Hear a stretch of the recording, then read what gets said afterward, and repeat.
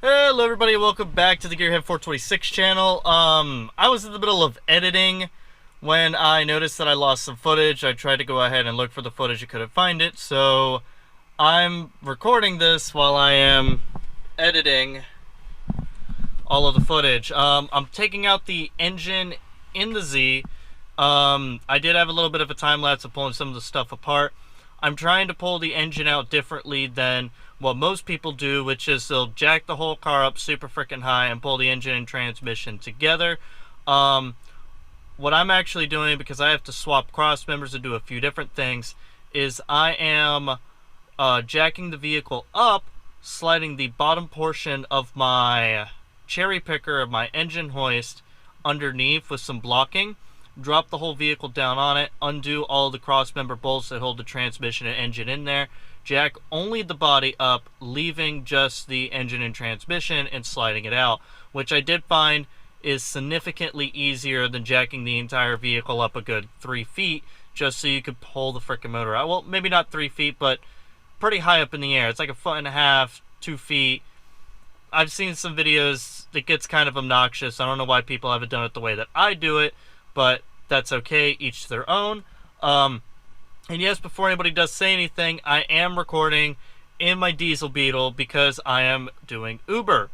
And not regular Uber, I'm doing Uber Eats, and it's really slow. And what I like to do between orders is I'll go ahead and record. I don't do it while I'm driving. I only do it when I don't have an order, or, you know, I'm waiting at a restaurant and they're taking forever.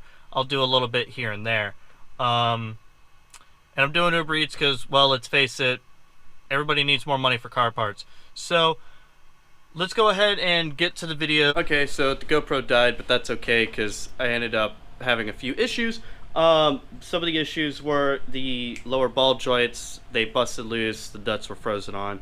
Couldn't pull them off, and the only reason why I had to pull those ones off is because the bolt that I wanted to pull off right here is also stuck on, and my impact can't get it off, and I'm just sitting there fighting it with my breaker bar. So screw it, I just decided to go ahead and disconnect this control arm. This control arm still has to come off because I do not need it. But I had to sit there at the grinder right here and hack all that to bits. I had to do the same thing on this side as well, which, go figure. Got this guy out. It's in really good condition, thank God. Not bent anywhere, thank God. Unlike, you know, the W, that's got a crease right in the middle. Actually, right here. It's pretty messed up. And this is the exhaust. I got it all out in one piece, which is pretty cool. I'm happy you could actually do that with 350Zs. But as you can see by looking at it, this is not my doing. I did not do any of this. This was the guy before me that had it. He hacked this thing to hell and back, and you can really tell because, you know, those are actually really nice high flow caps. What the hell? Like, that almost looks like fence posts to me. Like, oh, this is pretty bad. You can see where I had an oil leak. This is garbage. Complete and utter garbage. And I knew about it. But I mean, at the time, I only had the car for a few months, so I didn't even worry. But hey, don't have to worry about it. I could chop it all up and send it to the scrapyard. No big deal.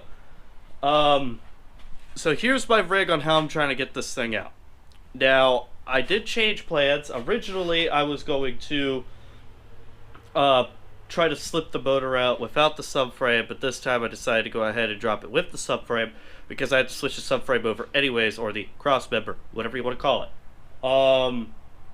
Right now, all the weight is actually supported with this contraption. This is the bottom of my engine hoist.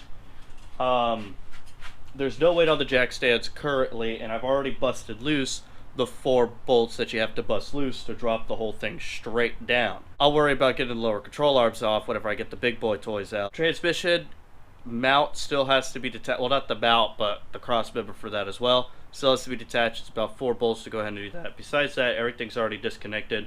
The way I'm going to do this is I already loosened up those 4. I'm going to go ahead and take those 4 out, lower it so the car is back on the jack stands. And then I'm going to take my jack, put it around, put it underneath the transmission, undo those 4 bolts, lower it down onto, I know this sounds bad, but onto my skateboard, because that should be low enough. If that's not, then I'll put it on the creeper. Drop it down, try to pull this out as far as I can. I don't really have a whole lot of room.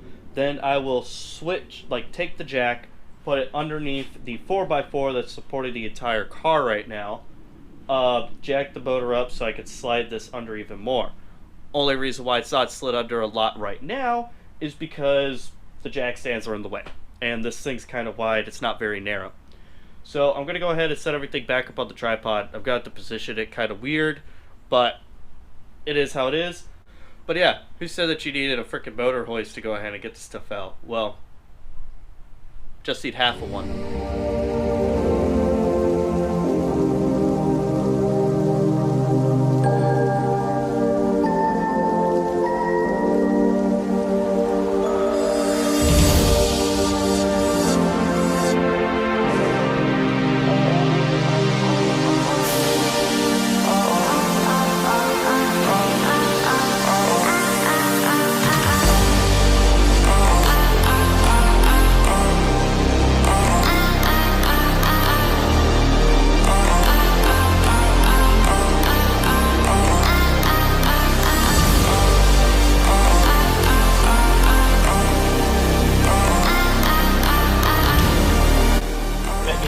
Someone pull a motor with a skateboard.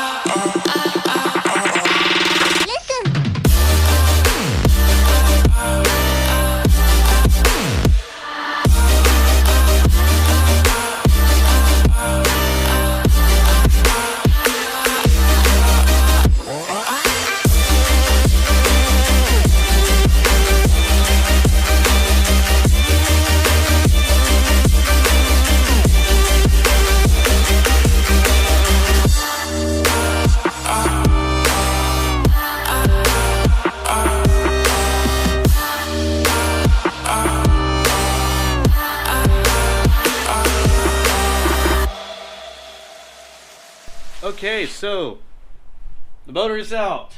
Yes, and I didn't need to lift it in order to do it, which is awesome because that makes my life a lot easier. That also tells me it's going to be very easy to put it in. But right now I do have it on the bottom of my engine hoist to support it. I already took the Rect Z and put it over there, right in front of where the Bug is normally parked. And I took this Z, turned it around, and brought it in here. Before I do anything else with anything, I'm going to clean out my entire work area, and I mean the entire work area. Have literally nothing in here at all. So that's the current plan with all of that stuff. I'm really exhausted. I've been working on this thing since 12, well, about 11:30, and it's like 6. And I'm beat because I'm having to deal with issues left and right with some bolts that don't want to come loose, like those two down at the bottom. which I got something in mind on how I'm going to get them off. Any which way, if you guys enjoyed the video, please give it a big thumbs up. If you're stopping by for the first time, go ahead and hit that subscribe button, and I hope everybody's having a great day.